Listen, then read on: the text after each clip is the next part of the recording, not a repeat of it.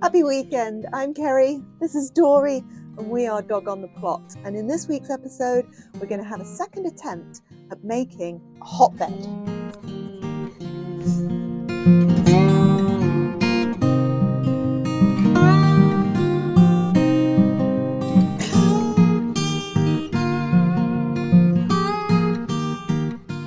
So those of you who have been with me for a while might remember that I tried to make a hotbed last year and it was a bit of a failure. It wasn't a total failure because one of the things that I put into the hotbed were vegetable scraps, including potato peelings. And in the end, I got a really nice crop of potatoes out of that hotbed completely by accident. But it didn't do the job that I wanted it to do, which was basically just to create a little bit of heat so I could put some of my seed trays on top, and it freed up space in the house then to have some of my seedlings out in the greenhouse, benefiting from some extra heat, especially when we had particularly cold nights. Now, I believe there are 3 mistakes that I made last year with my hotbed, and I'm going to correct all of them this year and hope that I get more success, more heat. So we're down the back of the garden because my first mistake is under here. Last year, sorry Dorie, you'll have to move. Last year, I made the hotbed in one of these yellow tubs and it was just too small. So it didn't have enough volume to create the kind of heat that you need. So what I need for this year is a larger vessel. And rather fortuitously, it was only a couple of weeks ago that I emptied this huge tub, which is like an old pond liner, and it had my blueberries in. And the blueberries are now all potted up in their own pots. If you remember, we did that a couple of weeks ago. And it's left this free. But I think this might be a good size for a hotbed. And the second job will, of course, be finding the materials then to fill it. Well, that was also fortuitous. So we had a surprise delivery down at the plot on Valentine's Day.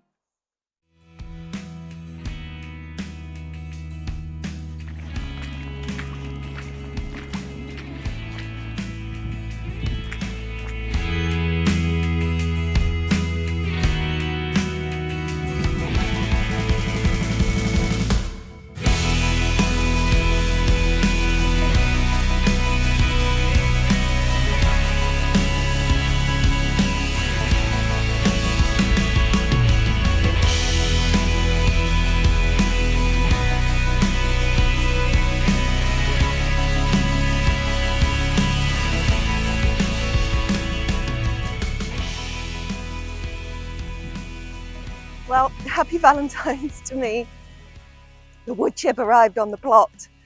So last week we had the community payback workers. They've been taking down the brambles and just various trees and things that, I don't know, somebody decided we didn't want them on the plot. It wasn't my decision. I felt they were good for the wildlife, but there we go. Anyway, they've been on here taking this stuff down, and last week I noticed they'd brought a chipper. And when I came down later, there were no chippings.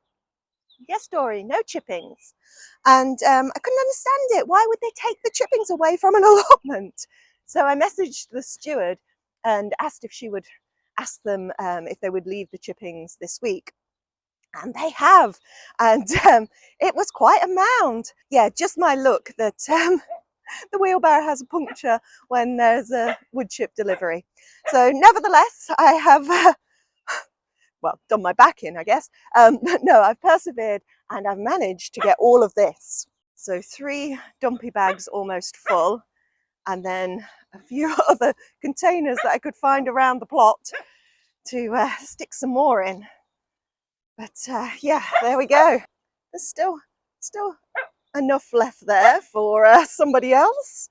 That somebody else most likely being Mark, although I think the steward wants some for her pats as well. But I feel a little bit guilty about taking so much, but not too guilty because I did sort of arrange it.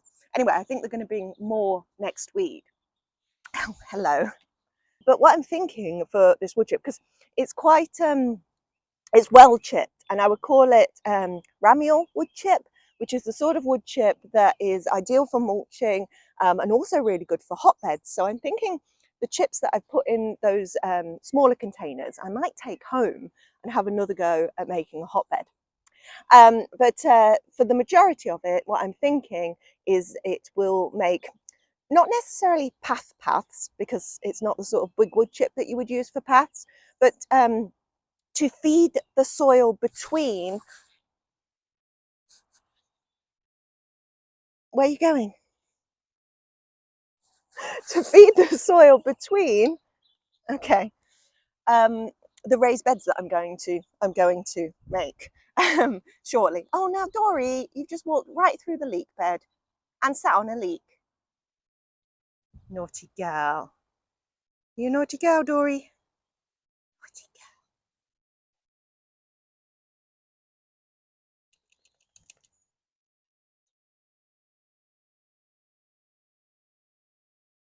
Oh, so that was my exercise for the morning, I guess. I've got to get back now. I've got tutorials at 10:30 and I need to be a little more presentable. My face should probably be a little less flushed. Anyway, that was my Valentine's from the allotment. I'll catch you later in the week. Welcome back. While you were gone, I've emptied as much as I can from the pond liner. I've ended up with 3 tubs of soil, so that's great. I can use that for mulching on the raised beds in the home garden. I also went to the plot this morning and picked up all those smaller bags of the wood chips that I'd put to one side. And that's because they're going to be my main material for this hotbed. So a lot of you will know that I'm vegan and I don't use manures in my garden. Hello, Dorie. Traditionally, you would make a hotbed using manure. So I'm not going to do that, but a good alternative is to use wood chip. And not just any old wood chip, but rather this kind of wood chip that I got from the allotment this week, because that is what we would call ramial wood chip. Now, my understanding of ramial wood chip is that it's the kind of wood chip that you make from young wood. So this is mostly hedge. Okay, so that's relatively young and fresh kind of wood. And is also chipped really finely. And what it means is it will break down quickly. And of course, it's the breaking down that creates heat. Yes, it does, Dorie. Now, of course, that's just the wood, so that's the carbon bit. And we know from composting that you need browns and greens. Yes, you do, Dorie. And there's not that many greens about at the moment. I mean, the perfect thing to put in with these wood chips would be grass clippings. But I have no grass clippings at this time. The church hasn't started cutting their lawn yet. But actually, the ramial wood chip that I got from the allotment has a lot of leaves in it. I guess quite a lot of the hedging that they were cutting back was evergreen, so it had leaves in. So I think it's already got quite a good mix of brown and greens.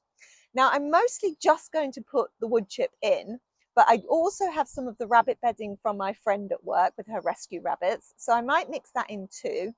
And I've got some bits and pieces from the kitchen, so kitchen scraps. Now I don't think this is going to stay hot for all that long without adding additional activation-y things as we go along. And 2 of the things that I'll be looking for in terms of materials are coffee grounds and grass clippings, but also things like comfrey and nettles, where as they come out, they could be added in. And actually, it's just occurred to me that I have got a tub over here of some nettle or comfrey feed. I can't quite remember which one it is now, but it will have some of the material in there. Can I do that, Dorie? Can I do that?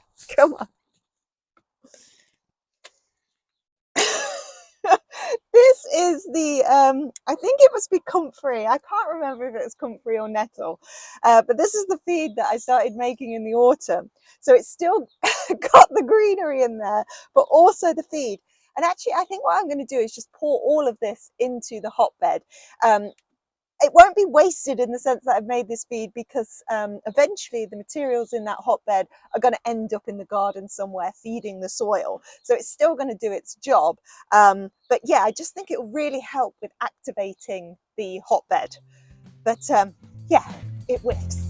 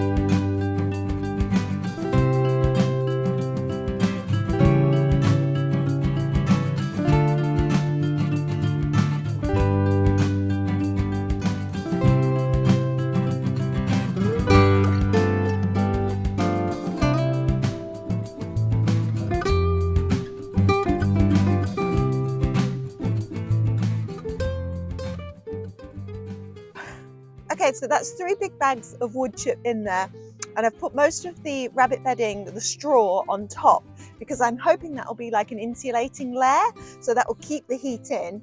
And then I can put the trays of seedlings on top of this, maybe with a sheet of plastic as well over the top. But it's going to take a few days for this to heat up. I've got a little compost thermometer, so I'm going to put that in there so I can monitor it.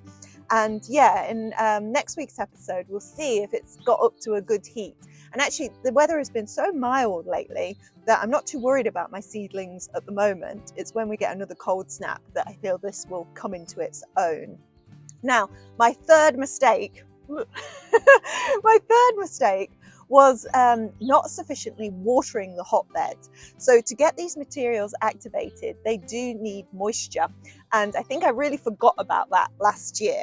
Now I've already put in the comfrey or nettle feed and a lot of water with that, but I'm going to put some more water now on top, and I'm really going to monitor that closely so that I know this isn't drying out. And the more water and dampness in there, I think the better the decomposition will go, and therefore the heat will come.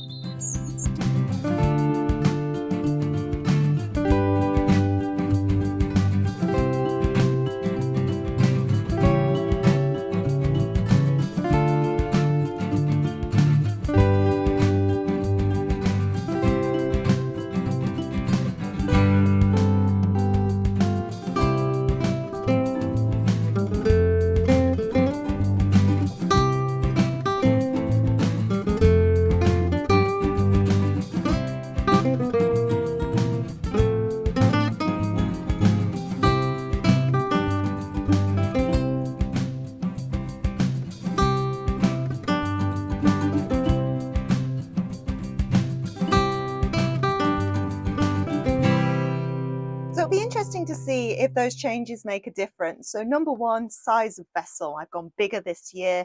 Number two, the materials that I'm using, I've gone much heavier on the ramial wood chip. And number three, keeping it watered and making sure that that water gets right through the hotbed and keeps everything damp and hopefully activated, and therefore creating heat.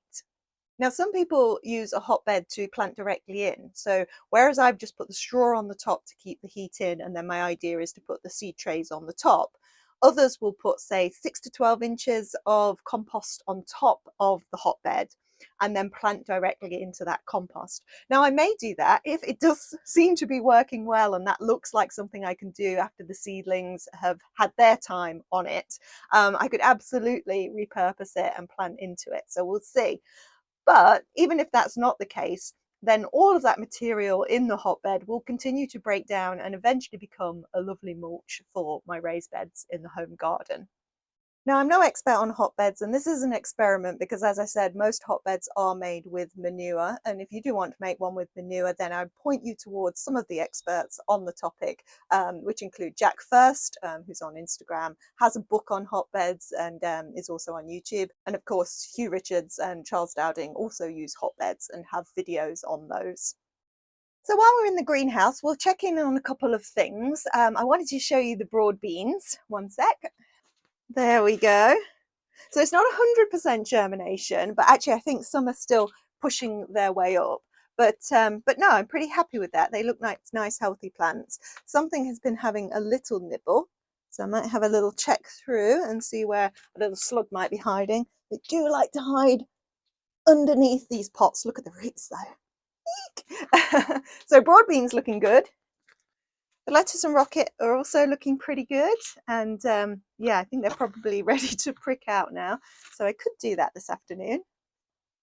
And look at the snapdragons. What a lovely tray that is, and look, they're nice little stocky plants as well, not leggy at all, so I'm really pleased with those. Not sure I need that many snapdragons. I think we'll probably be having snapdragons on the plot this year. Now, outside of the greenhouse, I have brought down one of the flimsies. And in the top is the other peas that we sowed. And then there are 4 trays. I think it's 4. It might be 3, and another one is pea. Oh yeah, that's meteor pea. But these 3 are all ranunculus. So no sign of them yet, but that's kind of to be expected. And actually I did have to resow a couple because a naughty little mouse came along and turfed a few out. So that's why it's gone into the flimsy rather than the greenhouse. So I can shut this up at night and protect them a little bit. But these are some of the things that I think would benefit from going on the hotbed. So they're in here at the minute, but as I've been saying, we've had mild nights. So they're fine in there, I think, for now. But when it does get a little bit colder, what I would really like is to be able to put those on the hotbed with some covering over the top and keep them toasty and keep them growing well. And I'm going to take you indoors for just a sec because things have escalated considerably in here. So I've still got my propagator with the grow lights. So we've got the chilies going and the aubergines, and they're all fine.